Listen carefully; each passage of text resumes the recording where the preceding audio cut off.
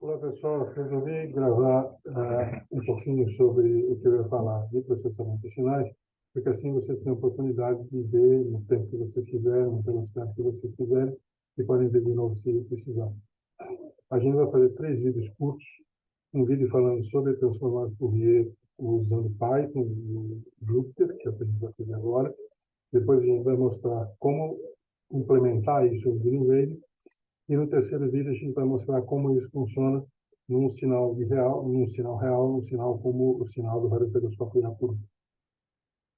Então, a gente sabe que em um espaço de 3 dimensões, em um espaço de 2 dimensões, vetores a gente pode colocar em coordenadas, de coordenada x, coordenada y, coordenada z.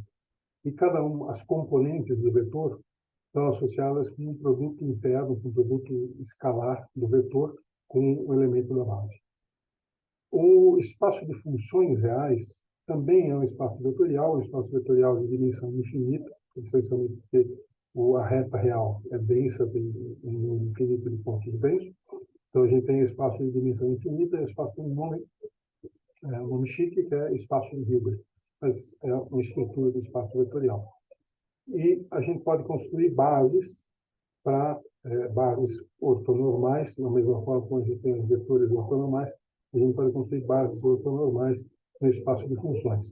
Se a gente fizer isso com polinômios, por exemplo, a gente vai ter os polinômios de Legendre, polinômio de Hermite, polinômio de Laguerre, dependendo qual é o tipo de produto que a gente está usando e qual é o intervalo. Por exemplo, entre -1 e 1, se a gente pegar todas as funções definidas no intervalo de -1 e 1, que seja um quadrado integrável, seja que a gente possa integrar, a gente obtém como base desse espaço os polinômios de Legendre. Os polinômios de Hermite e os polinômios de Laguerre têm definições similares, só que em intervalos diferentes.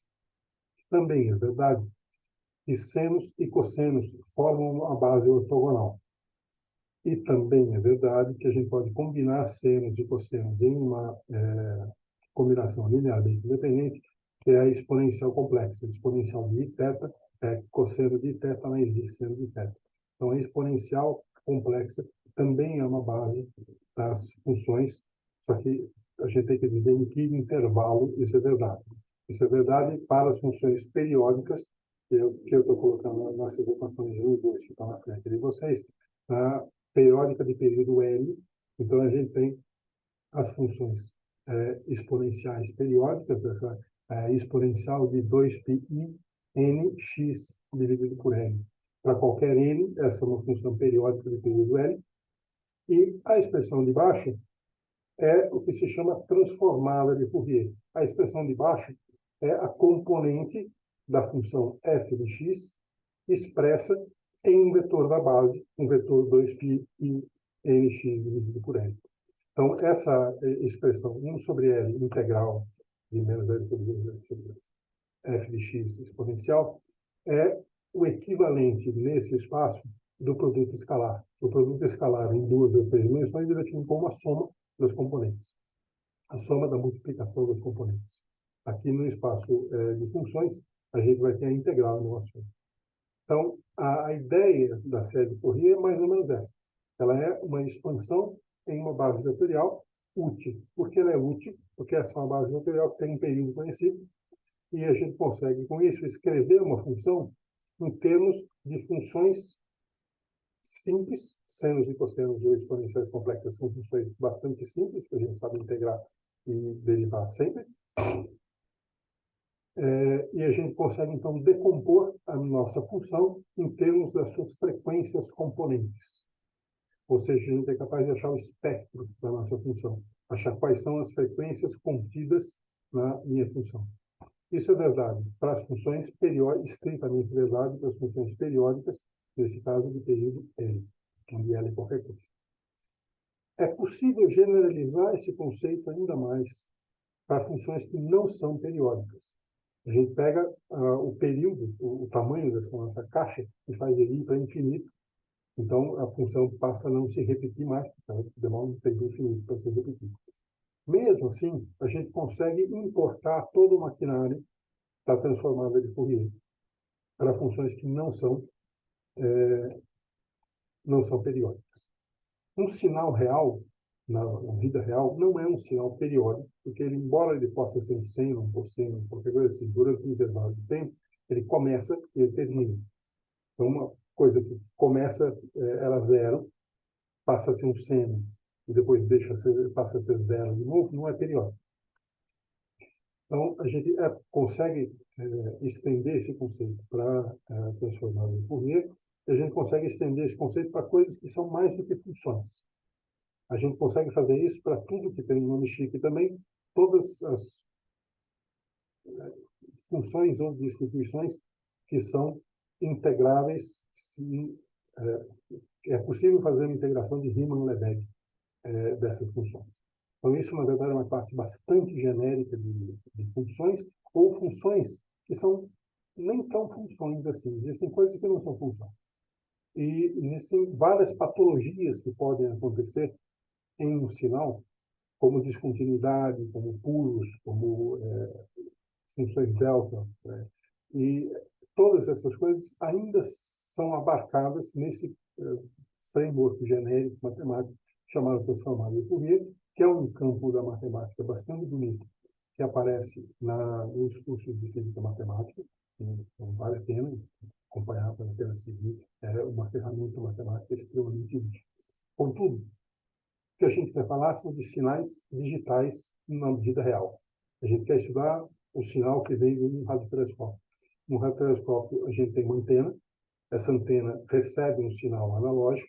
Esse sinal passa por uma cadeia de receptores, que são amplificadores, filtros, um monte de coisas que também modulam o sinal analogicamente. E, em algum momento dessa cadeia, você tem a conversão do sinal analógico para o sinal digital. E aí, no sinal digital, você vai interpretar, você vai conseguir analisar o seu sinal. Isso não foi sempre assim, é claro que é possível receber sinais analógicos, e uma maneira de pensar no sinal analógico é aquela coisa que coloca no coração, eletrocardiograma. O eletrocardiograma, não sei se vocês já fizeram eletrocardiograma, mas antes era uma agulhinha que ficava marcando as ondas cardíacas. O eletroencefalograma também era uma agulhinha que ficava marcando as ondas cerebrais, ou sismógrafo também ficava marcando com uma agulhinha. Então, essas marcas que são feitas com um objeto que se move continuamente são analógicas. Só que elas são bastante difíceis de você lidar em grandes quantidades de dados. Para isso, para lidar com grandes quantidades de dados, que a gente converte para o setor digital, e no setor digital a gente vai trabalhar. O que é converter para o setor digital? É discretizar o tempo. O tempo deixa de ser contínuo, não é mais um número real. O tempo é inteiro. É 1, 2, 3, 4, 5 amostras. Você vai fazendo amostras do tempo. Em um segundo eu faço 10 amostras. Então eu tenho um segundo discretizado em 0,1 segundos cada pedacinho. Eu não tenho o meu quantum de tempo discreto. Eu não consigo descrever um tempo menor do que a minha taxa de amostragem. E se a gente vai, então, para o setor, para o domínio discreto, para o domínio digital, então a gente vai ter que sair da integral. A integral é uma coisa que existe, é uma função real. As funções analógicas, desculpa, as funções digitais, elas não são funções reais. Elas são aproximações de funções reais. Elas são aproximações racionais. O número racional é um número que tem um número finito de casas. Certo? Então, a gente não tem mais números reais, a gente só tem números racionais. Em computador não existe o conceito de número real. Existe o conceito de número racional com alguma precisão fixa pela máquina, pelo programa que você desenvolveu. Então, quando era integral, agora a gente vai voltar a ter soma. Aí eu tenho a expressão síntese. Não é muito relevante a gente saber quais são as expressões aqui. Eu estou colocando para a gente saber que tipo de coisa o computador está calculando. Quem vai calcular a transformada de Fourier para a gente é o computador. Mas o que ele está calculando são as equações, a equação simples, a transformada de Fourier do sinal f pequenininho. Eu estou denotando pela letra f grande. Eu preciso entrar nessa expressão, eu preciso entrar com um vetor de tamanho n, e aí eu vou fazer multiplicações da exponencial complexa. Eu vou ter n multiplicações em cada vetor de tamanho n, então eu vou ter n quadrado operações.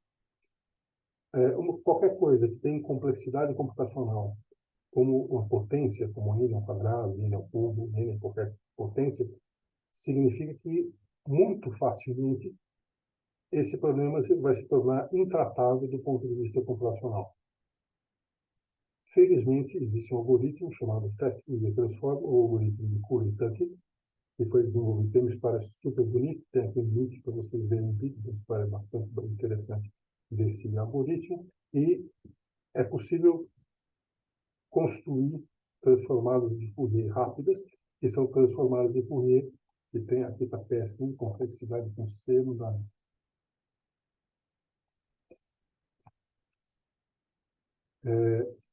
Com complexidade n, log de n, que não vai mais com a potência, então é um problema tratável.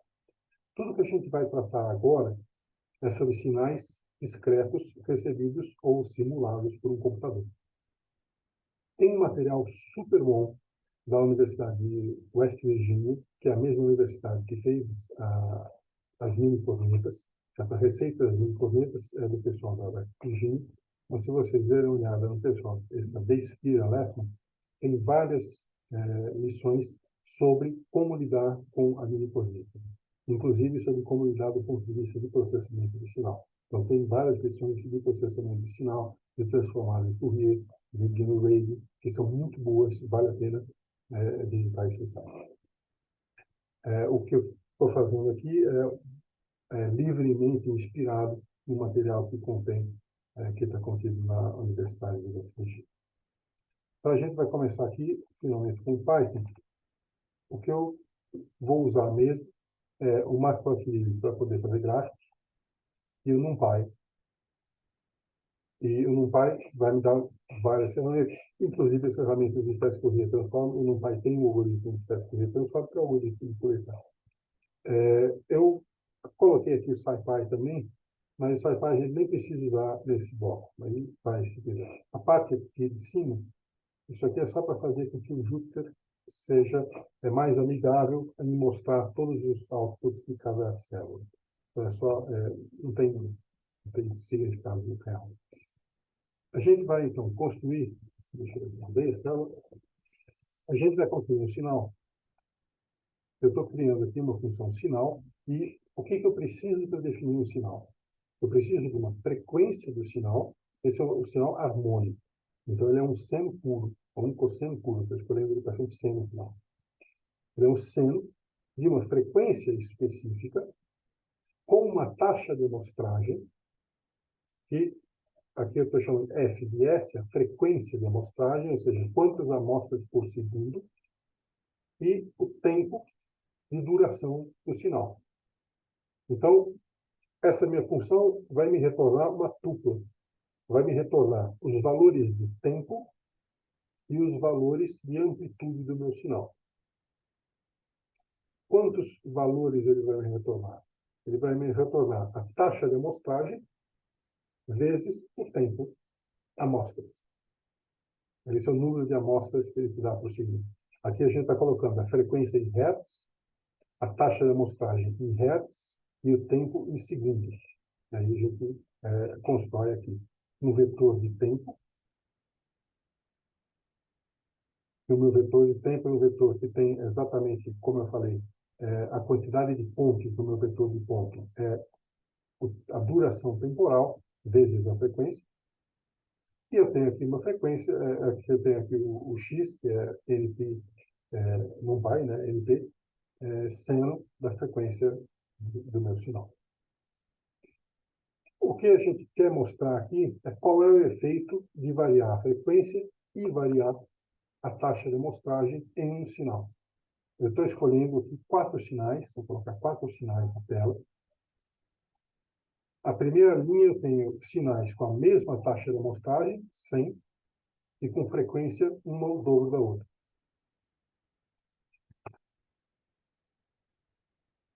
Então aqui eu tenho esses dois gráficos aqui, gráfico da esquerda e gráfico da direita, todos eles têm a mesma taxa de amostragem, mas tem frequências diferentes. Você olha e você reconhece claramente que um parece oscilar mais rápido do que o outro, um oscila o dobro de vezes do que o outro no mesmo intervalo de tempo. E na linha de baixo, eu estou fazendo uma mesma taxa de amostragem, de novo, só que eu estou escolhendo frequências com frequências diferentes. Eu estou querendo mostrar aqui a frequência. Aqui, na primeira linha, a frequência era 5 e a taxa de amostragem era 100. A frequência era 10 e a taxa de amostragem era 100. Agora eu posso fazer a mesma coisa com a frequência 5 e com taxa de amostragem 20. Então, esse gráfico de cima e o gráfico de baixo, eles são um sinal de mesma frequência, mas é um sinal de taxa de amostragem diferente. E a gente está vendo visualmente qual é o impacto da taxa de amostragem. Com menos pontos por segundo, o nosso sinal é menos nítido. O nosso sinal é mais jag, ele vai fazer mais zigue-zague do que fazer uma curva contínua, uma curva bonitinha.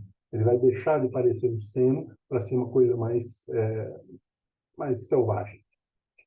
Então, isso é o que acontece se a gente diminuir a taxa de amostragem. Agora, eu estou pegando, no caso da direita aqui,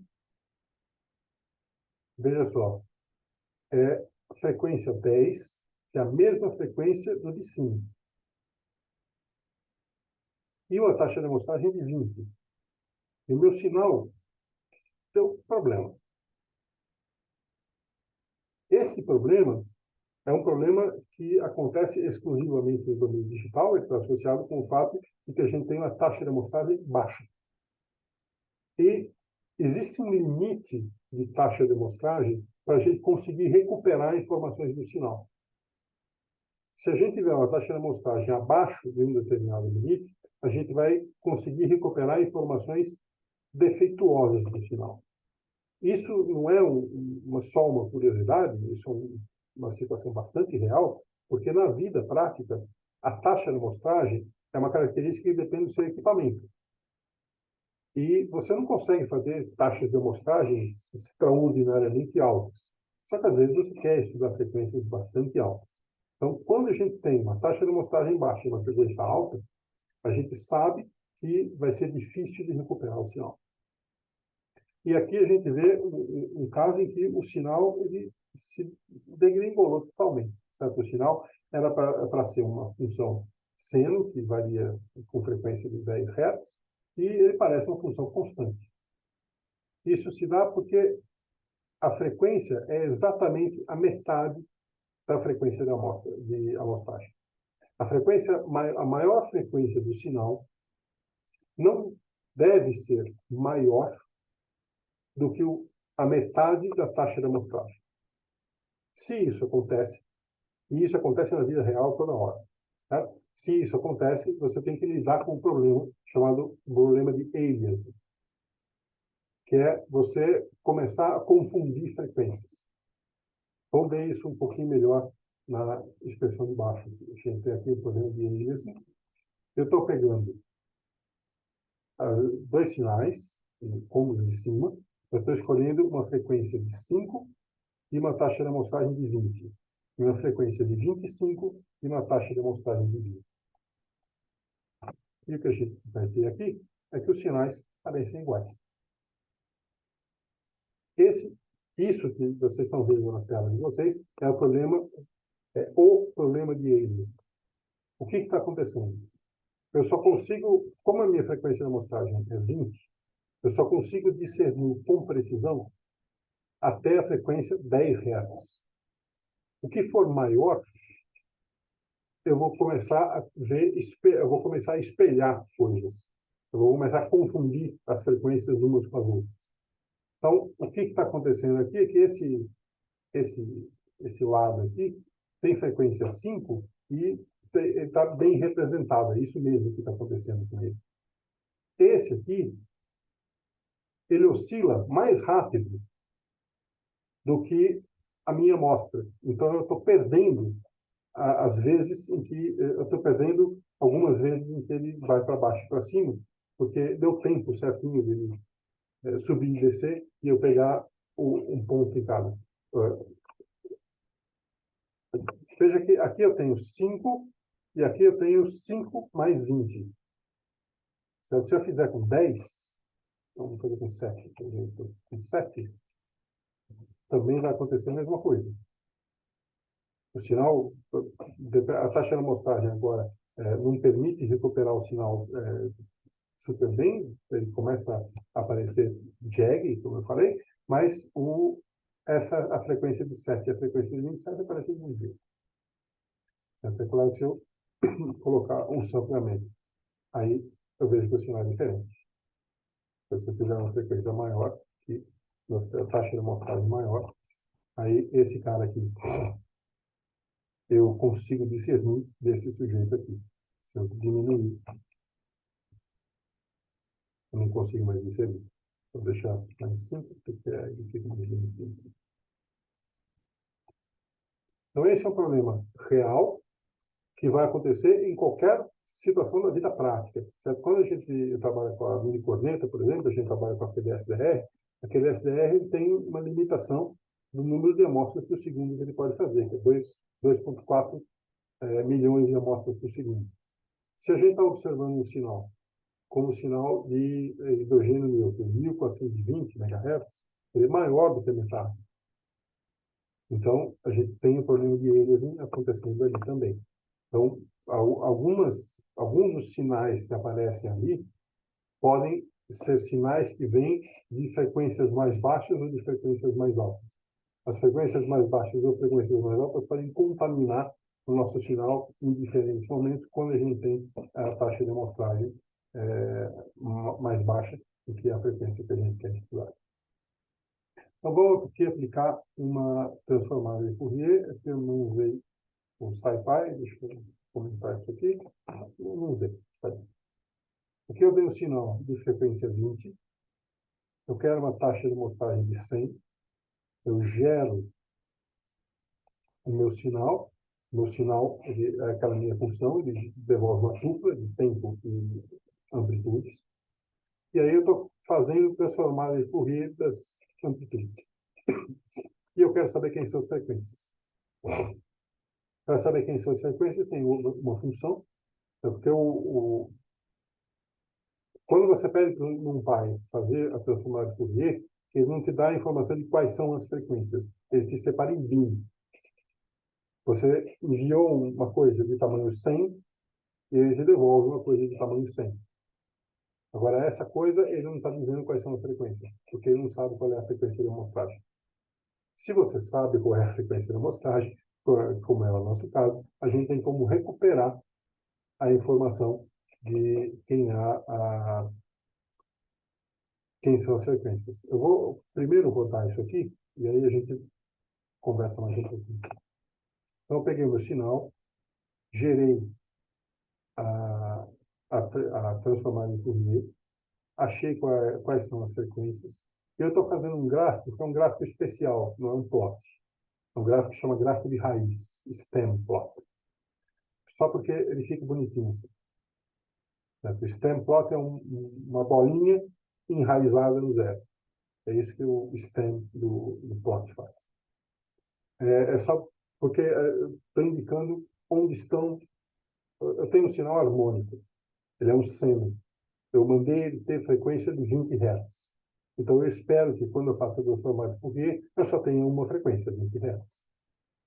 A transformada de Fourier é par, então ela vai aparecer sempre com o sinal com as frequências negativas e as frequências positivas espelhadas. Então, vai aparecer o sinal do menos 20 e vai aparecer o sinal do 20. Então, isso aqui, beleza. Era um seno de frequência 20, olha só. Frequência 20, que legal. Só para, por completeza aqui, vamos pegar essa função aqui, ó, para mostrar o que é essa função que dá. Isso aqui é um vetor de tamanho do comprimento do vetor que envia para ele, e ele está colocando quais são as frequências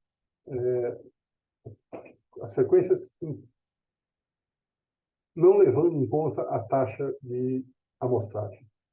Aí, para transformar essas frequências em hertz, eu tenho que multiplicar pela taxa de amostragem, que é o que eu fiz aqui.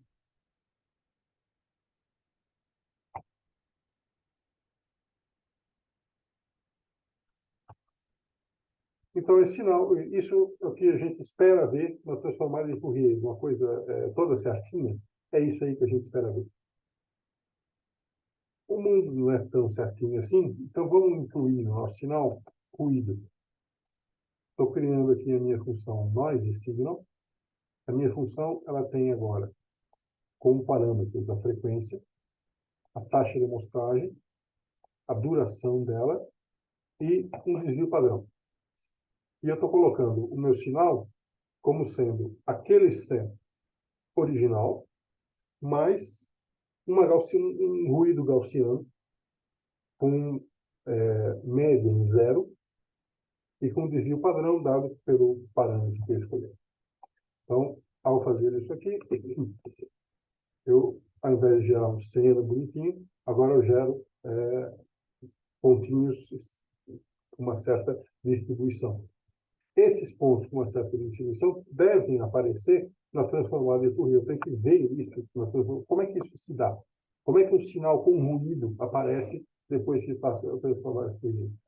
Como aparece a frequência? Será que aparecem frequências mais altas, frequências mais baixas, assim por diante? Para isso, a gente vai construir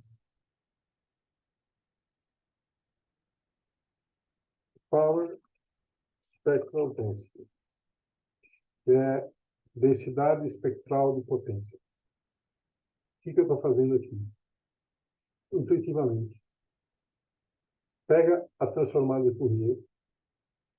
A transformada de Fourier ela é, em geral, complexa. Então, o valor da transformada de Fourier é complexo. Porque é complexo, se você lembrar aquela expressão lá de cima, tem uma exponencial complexa multiplicando. Então, o valor é complexo. Mas a gente está considerando sinais reais. Então, a gente vai pegar o módulo quadrado da transformada de Fourier e normalizar pelo tamanho do meu vetor. Essa é só uma normalização usual para transformada em espectro de potência. O objetivo de você fazer a normalização dividida por n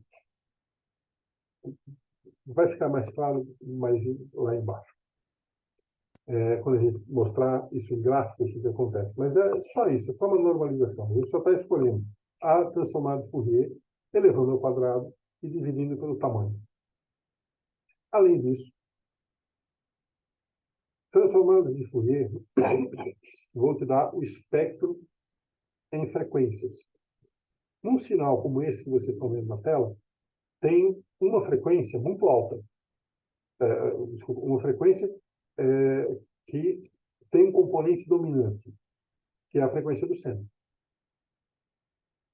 Quando você fizer a transformada de Fourier, essa frequência, a gente imagina que seja muito superior, a amplitude associada a essa frequência vai ser muito superior à amplitude associada às outras frequências. Então, a gente vai ter várias escalas diferentes no nosso gráfico. É comum você ter um sinal real. O sinal ele tem várias frequências diferentes na sua composição e eles têm amplitudes muito divergentes umas das outras. Quando isso acontece, usualmente, você calcular o logaritmo da coisa deixa é mais fácil de ver se você tem qualquer função, qualquer resultado que passa em várias potências de 10, e você escrever essa coisa que tem várias potências de 10 no seu gráfico em termos de logaritmo, o gráfico é mais fácil de ser entendido. Então, a Power Spectral Density é a amplitude transformada de Fourier ao quadrado, desculpa, ela é complexa, módulo ao quadrado, dividido pelo tamanho do vetor, e escreve em decibel. Decibel é 10 vezes o logaritmo da coisa na base 10. Então, a última parte aqui é 10 vezes o logaritmo da coisa na base 10, está me dando o valor em decibel. Então, o meu power spectral density vai ser um valor em decibel.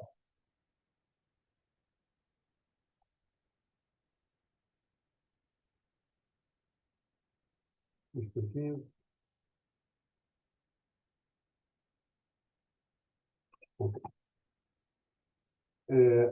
E aqui eu também estou fazendo uma coisa só para simplificar. Eu estou pegando só metade das frequências. Aqui em cima, a gente vê que a transformada de Fourier vai me dar frequências pares, frequências positivas e frequências negativas. Mas elas são pares, elas são iguais. Uma é o espelho da outra. Então, eu só vou pegar as frequências acima de zero. Eu jogo fora as frequências negativas, escrevo só as frequências acima de zero e escrevo essas frequências, a amplitude dessas frequências em decibel. Então, é isso que o Power Spectral Density vai fazer. Vamos dar uma olhadinha como é que isso aparece aqui. Eu tenho aqui um sinal de frequência 5. Eu estou escolhendo um tempo, um intervalo de 2 segundos para o meu sinal. E eu estou escolhendo vários sinais aqui. Vamos olhar para esse cara aqui. Esse sinal é um sinal com frequência 5, taxa de amostragem 40. Esse aqui tem frequência 5, taxa de amostragem 100. Depois eu tenho frequência 5, taxa de amostragem 40, frequência 5 de novo, né? Eu não mudei a frequência, todos eles têm a mesma frequência. A taxa de amostragem 40, só que eu estou escolhendo aqui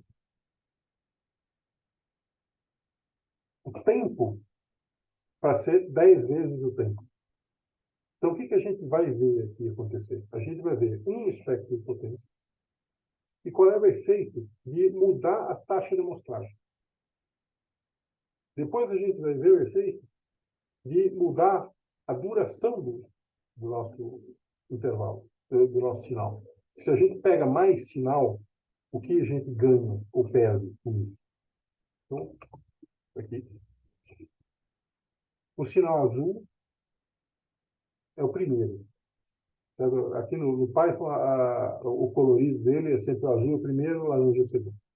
Então, aqui no gráfico da esquerda, o gráfico azul é a frequência 5 com a taxa de amostragem 40. Quando eu peguei o mesmo sinal, só que com uma taxa de amostragem 100, eu tenho uma banda de frequência maior. O sinal laranja, agora ele vai de 0 a 50, que é a metade da taxa de frequência, da taxa amostral, que é uma coisa que se chama frequência de Nyquist. Esse sinal aqui vai de 0 até 20, porque a frequência de amostragem é 40, e esse aqui vai de 0 até 50. Então, quanto maior a taxa de amostragem, maior a banda que eu consigo ter informação de frequência. Maior a banda de frequência que eu tenho de informação. Então, esse é o efeito de aumentar a banda. Tem um outro efeito. Se eu manter a mesma banda, só que eu tenho um vetor maior, o meu vetor ele tem tamanho, tempo vezes taxa de frequência. Se eu dou um vetor maior para fazer o meu espectro de potência, o que eu tenho está aqui na figura da direita. Nesse cara aqui, olha que a curva laranja, ela é muito mais discreta na frequência. Eu tenho uma resolução de frequência maior. Quanto maior o vetor que eu estou colocando na transformada de Fourier, melhor eu consigo discernir frequências pequenas próximas. eu já ia perguntar para vocês, está claro, como se vocês pudessem responder aqui. Mas eu vou de novo, então. Se a gente aumentar a taxa de amostragem, a frequência de amostragem, a gente aumenta a banda de frequência.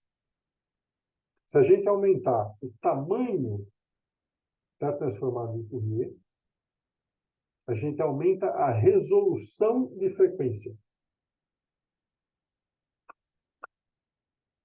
Para fazer isso, a gente está perdendo uma coisa, que é o que está por trás aqui é a mesma coisa que tem no princípio de incerteza de Heisenberg.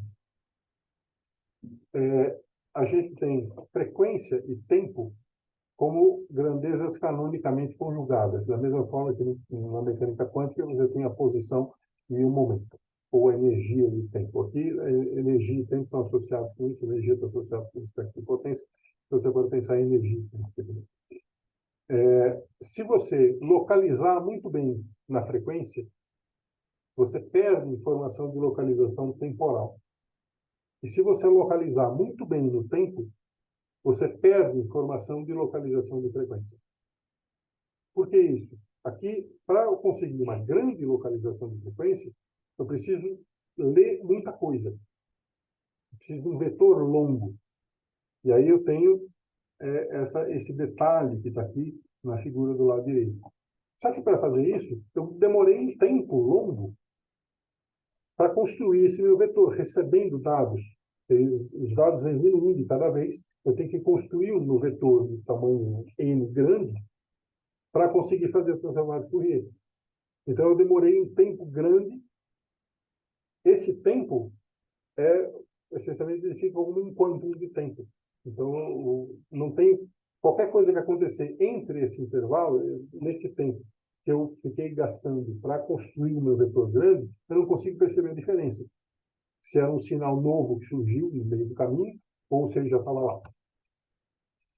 Então, esse é um jogo que é sempre importante de se tomar cuidado. Lembrar que se eu quero...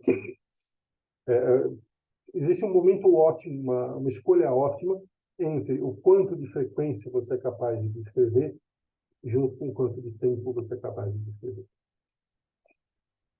Tem um outro conceito que a gente vai introduzir aqui, e a gente está essencialmente terminando esse vídeo, o conceito de spectral leakage, vazamento espectral.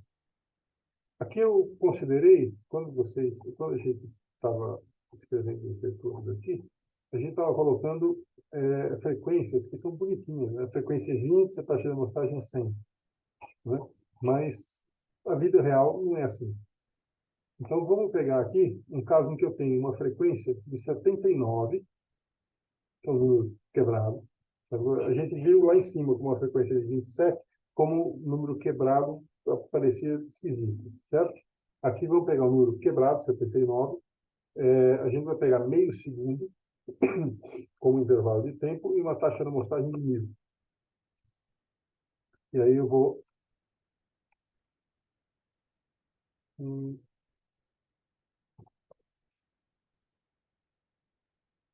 Aqui eu tenho, só para consertar uma coisa, eu falei que a frequência 70, eu ia colocar a frequência 79 aqui, mas eu não coloquei, tá? Se você olhar na minha célula, o que eu coloquei é outra coisa. Esse negócio aqui não afeta em nada, tá? Eu escolhi um tempo de meio, que também não afeta em nada, porque eu não usei para nada, na expressão embaixo, certo? E a taxa de amostragem aqui, sim, vamos colocar a taxa de amostragem.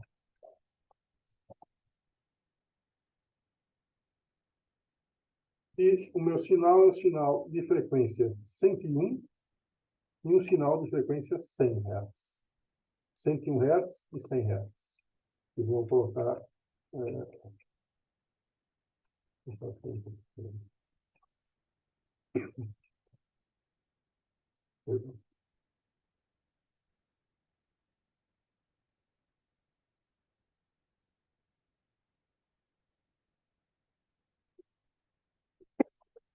Pronto, então eu coloquei um tempo de meio segundo, uma taxa de amostragem de 1000 e duas frequências muito próximas. Uma frequência de 100 Hz e uma frequência de 101 Hz. A frequência de 100 Hz é um número bacaninha inteiro, divisível por... a taxa de amostragem é divisível pela frequência. É a curva laranja. A curva laranja está mostrando para a gente uma taxa espectral, está mostrando, esse aqui é o espectro de potência. Aqui você tem as frequências. Por que eu tenho frequência em todo lugar? Porque o sinal está ruim. Onde eu tenho mais frequência? Perto de 100. Legal, é isso mesmo. Certo? Agora, veja que há uma diferença entre a linha laranja e a linha azul. Elas têm uma diferença de 1 Hz. Eu poderia imaginar que a linha azul deveria ser muito parecida com a linha laranja, só que deslocada 1 Hz para o lado. Mas não é isso que eu tenho. Eu tenho um pico gordo. Esse pico azul aqui é um pico gordo. Aqui eu estou perdendo resolução espectral. Resolução espectral significa resolução de frequência. Então, aqui, como eu tenho um pico gordo, eu não sei exatamente onde é o máximo dele. Eu posso ajustar um máximo em vários lugares diferentes. Então, esse cara aqui, esse problema é um problema numérico associado com o fato de que a frequência não é inteira. Agora, na vida real, as frequências não são inteiras. Então, esse é o problema que vai afetar a vida real em todo momento. E esse problema eu estou chamando, então, de vazamento espectral. A potência, o que é vazamento espectral? Porque a potência deveria ser como laranja, que é um pico bem, bem estreito. Mas ele está vazando para os lados, e esse vazamento para os lados está alargando o meu pico. Tem um motivo... um motivo para isso... Por que, na verdade, a gente sabe que é isso que tem que acontecer? Certo? Isso tem que acontecer porque os sinais, eles não são infinitos. Os sinais têm duração finita.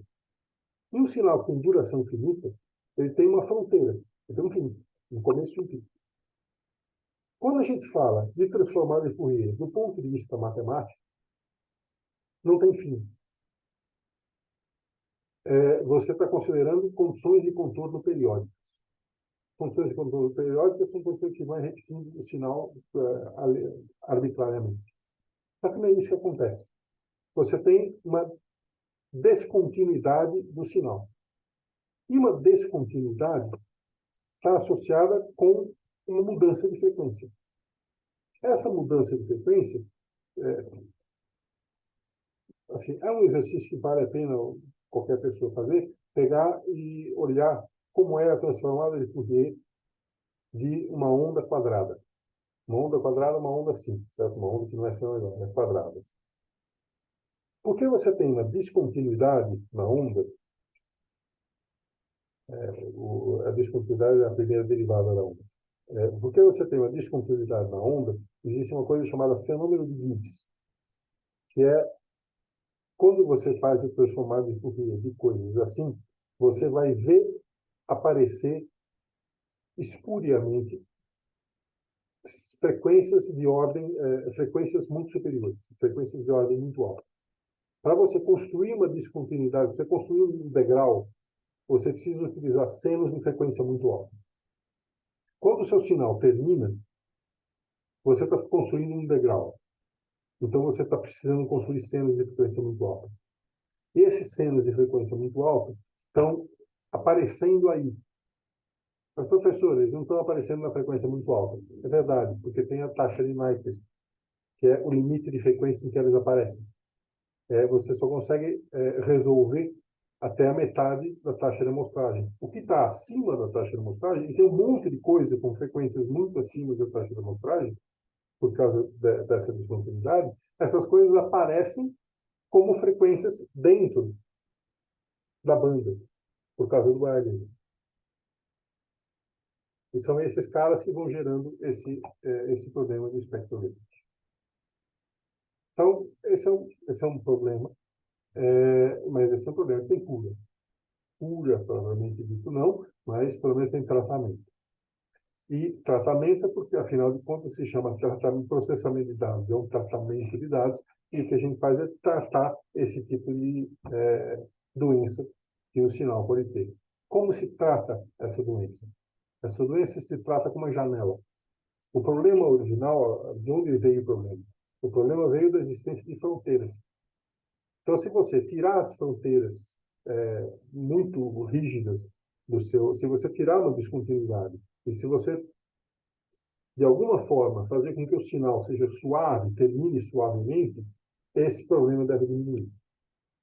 Então, uma janela é o trabalho, é o remédio para esse problema.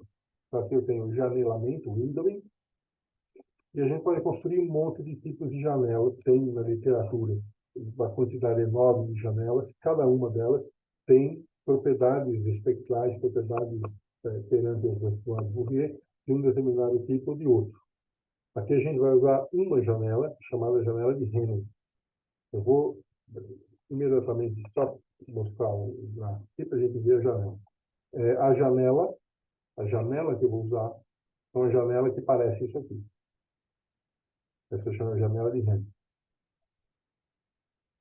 Se eu fizer a transformada de Fourier da janela, ou seja, se o sinal fosse um sinal da forma da janela, ele teria transformado de Fourier. Como seria transformado de Fourier da janela? Seria uma coisa como essa daqui. Aqui, lembrando que não é a transformada de Fourier mesmo, mas é espectro de potência. É o logaritmo 10 vezes o logaritmo na base 10 da frequência ao quadrado dividido por n. Mas isso aqui a gente não vai usar para nada nesse momento. A forma da nossa janela é essa daqui. Então, eu vou pegar, construir uma janela que tem o tamanho do meu sinal. E aí eu vou multiplicar a janela pelo sinal. E aqui eu tenho, então, o sinal. Se eu olhar aqui em cima, o sinal.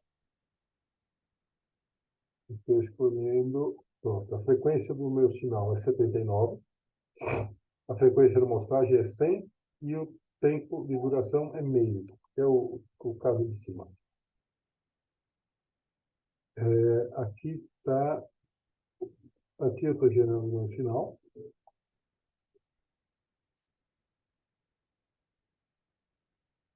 E o meu sinal é esse cara aqui. Então. Por que ele é meio feinho? Ele é meio feinho porque a taxa de amostragem não é grande coisa, né? A taxa de amostragem. E ele tem o espectro de potência que está aqui do lado. Isso é a mesma coisa que eu estou fazendo aqui. Então, aqui eu fiz com a frequência 100, 101. Aqui lá eu estou fazendo com 79. Não está lembrando. Então, o problema é o mesmo. Então, aqui a gente tem um pico gordo no espectro de potência. E esse pico gordo está associado com o vazamento espectral. Se você olhar aqui, desse jeito, como esse gráfico está, com escalas não muito boas e tal, não é super fácil de você olhar e falar, olha, um pico em 79 Hz, certo? Você tem lá alguma dúvida sobre onde está esse pico. Aí eu multiplico esta janela por esse sinal. Eu tenho um envelope.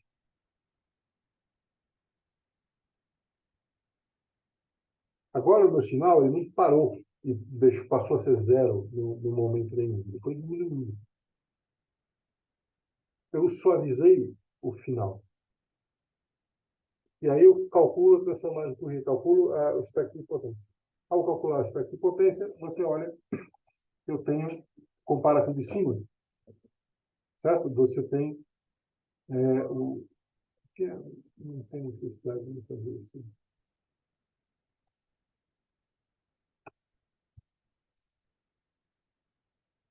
Então, você compara com o de cima, esse aqui é o espectro de potência desse sinal. Esse sinal é o sinal de frequência 79, taxa de amostragem taxa de amostragem 1000, janelado. Eu apliquei uma janela de RAM nele. E aí eu faço a transformada o espectro de potência. Esse aqui é o sinal sem a janela. Calcula o espectro de potência. Aí você compara esse sujeito com esse sujeito e você vê que, de fato, você ganhou, ao fazer a janela, você ganha resolução espectral. Eu tenho menos dúvida no pico de baixo, qual é a posição do pico de baixo, com relação ao pico de cima. Então, aqui a gente passeou um pouquinho nos conceitos de taxa de amostragem, frequência de Nyquist, aliasing,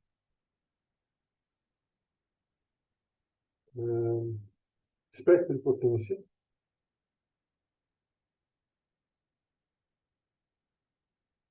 spectral leakage, vazamento espectral, e windowing, janelamento. A gente depois, vamos terminar por aqui, na próxima vez a gente vai aplicar exatamente esses conceitos dentro do GNU, vendo o que cada uma dessas coisas acontece. Então aqui, nesse notebook de vocês podem brincar um pouquinho com a matemática e com a computação da coisa, mas aí depois no GNU Radio a gente vai simular esse tipo de coisa em sinais um pouquinho mais reais. Então acho que é isso. Chega por hoje.